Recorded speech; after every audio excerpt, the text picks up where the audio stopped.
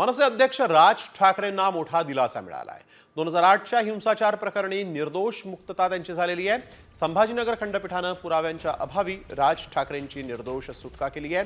पुरावा नसताना खटला चालवणं कायदेशीर प्रक्रियेचा गैरप्रकार असल्याचं कोर्टाने यावेळेस निदर्शन नोंदवलेलं आहे।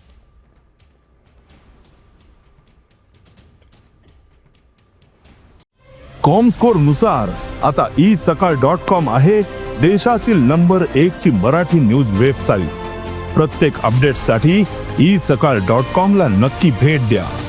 मनसे अध्यक्ष राज ठाकरेंना मोठा दिलासा मिळाला आहे।